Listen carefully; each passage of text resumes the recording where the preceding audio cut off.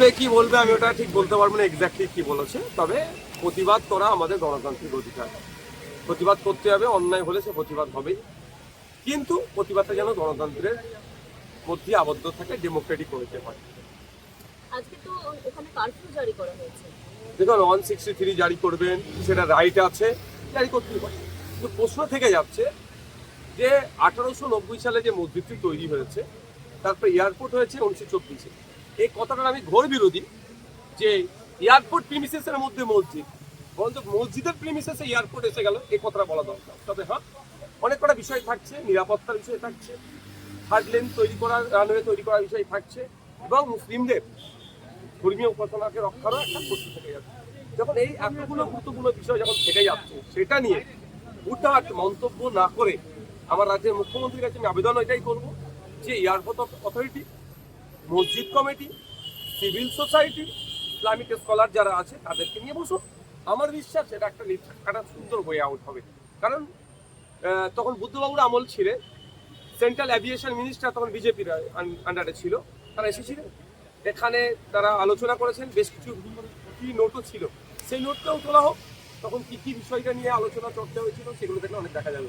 অহেতুক এটাকে নিয়ে এই মসজিদটাকে কেন্দ্র করে বিশৃঙ্খলা তৈরি হোক বা বাজে পারসেপশন তৈরি হোক, এটা আমি চাই না। এই জন্য একটা গোল টেবিলের খুবই প্রয়োজন আছে। সেটা হচ্ছে যে আমরা দেখলাম মদন মিত্র তিনি শিবির বদল করলেন, আজকে শোনা যাচ্ছে তাপস তারা দিয়ে যাবেন, মনীষ গুপ্তের নামও শোনা যাচ্ছে, কি বলবেন? দেখুন, তৃণমূল যে পাপগুলো করেছে, অবশ্যই মমতা ব্যানার্জিকে একটা বড় অংশ পাপ নিতেই হবে মাথায়, কারণ তিনি দলের সর্বোচ্চ নেত্রী ছিলেন, তার আমলে অন্যায়গুলো হচ্ছিল, তিনি মুখ বুঝে সহ্য করেছেন, এই পাপের ফলগুলো এগুলো হচ্ছে। যারাই যাচ্ছে তারাই দেখছি অভিষেক বন্দ্যোপাধ্যায়ের জন্য দল থাকছে, বা অভিষেক বন্দ্যোপাধ্যায়ের জন্য শিবির বদলাচ্ছে বলছে, অভিষেক বন্দ্যোপাধ্যায়কে তোপ যাচ্ছে। দেখুন, কিছুতে একটা বলে পাবলিককে বোকা বানিয়ে দিতে হবে। এতদিন অভিষেক বাবু এবি এবি করে লাপালাপি করছিলেন, এখন কি হলো? এখন অভিষেক বাবু বলুন বা মমতা ব্যানার্জি বলুন বা তৃণমূল কংগ্রেসের যে থেকে যে মধু পাওয়ার, সেটা নাই, মধুর হাড়ি শেষ হয়ে গেছে। এখন অন্য কোনো শিবিরের নাম লিখাতে হবে মধু খাওয়ার জন্য। শুধুমাত্র কি শিবির বদল, নাকি এর পিছনে রাজনৈতিক চাপ বা ইউপিসিবিআই এর ডাক সব কিছু রয়েছে?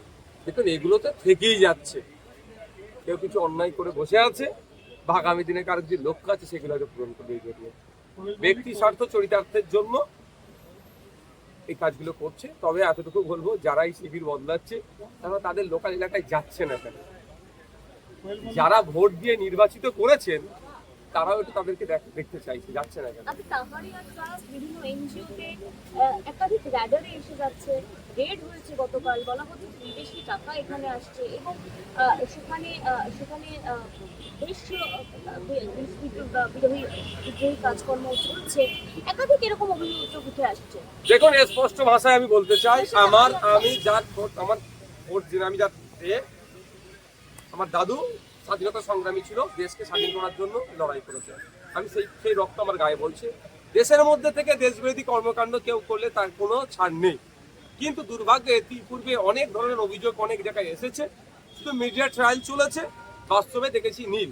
এক্ষেত্রেও তাহেরিয়া ফাউন্ডেশন বলুন কি সংস্থা বলছেন, যে কেউ যদি এফসিআর এর মধ্যে টাকা নিয়ে আসে তাদের কোনো অপরাধ করেনি।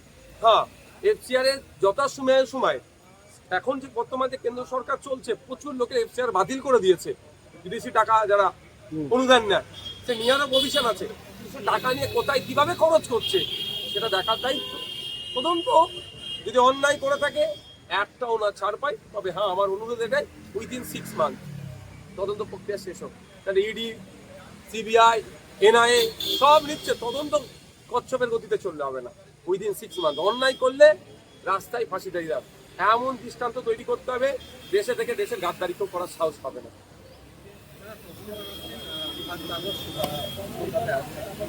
কি করবো তার জন্য? আমি কি করবো তার জন্য? শোনো, একটা কথা বলি, বিজেপি তার প্রমিসগুলো যেগুলো করেছে ফেলিওর, উন্নয়নের ডাঙ্গা বাজাচ্ছে ফেলিওর, 3 মাসে সেরকম ভাবে কিছু করাতে পারেনি।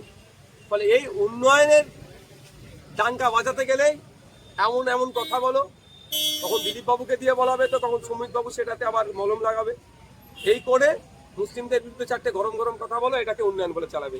তসলিমা নাসরিনকে ওই জন্যই নিয়ে আসা হচ্ছে। আমি কেন বলবো, সংখ্যা করুন, গরিষ্ঠ সমাজের মানুষকে প্রশ্ন করুন যে তসলিমা নাসরিন পশ্চিমবাংলায় আসছে, যে প্রতিনিয়ত আপনার প্রতিবেশী সংখ্যালঘুদের ওপরে নিয়ে বাজে মন্তব্য করে, আপনি কেমন ভাবে দেখছেন? আমাকে কেন প্রশ্ন করবেন? আমি তো স্বাভাবিকভাবেই বলবো এটা ভালো না, এটা বলাবেন আমাকে দিয়ে, কিন্তু আমি ওটা বলবো না। যে কেউ আসতে পারে পশ্চিমবঙ্গের সংস্কৃতি কালচার প্র্যাকটিস করার জন্য কেউ আসতে পারে, কিন্তু সংস্কৃতি কালচারকে সামনে রেখে নির্দিষ্ট কোনো ধর্মের বন্ধন মানুষকে যদি আঘাত করে, তাহলে তখন প্রতিবাদ হবে ডেমোক্রেটিক হয়ে। পদত্যাগ করলেন, শেষমেশ দেখা গেল সুনীল বনসালের সঙ্গে তিনি বৈঠক করলেন। আমি অনেক আগে বলেছি, এই ধরনের যারা এই সিনেমা জগতের আছে তাদেরকে দিয়ে এই ধরনের কোনো কিছু হয় না। হ্যাঁ, তারা যদি পুরোপুরি যদি আসে তখন কারণ এরা একটা জগৎ সামলাচ্ছে। আবার এই পলিটিক্সটা তো ওর থেকে বড় বড় ফিট, তারা সামলাতে পারবে না, অনেক আগে বলছি। ফল আজকে এটা কয়েক জায়গায় বলে অসুবিধা কি আছে? পাওয়া যাবে।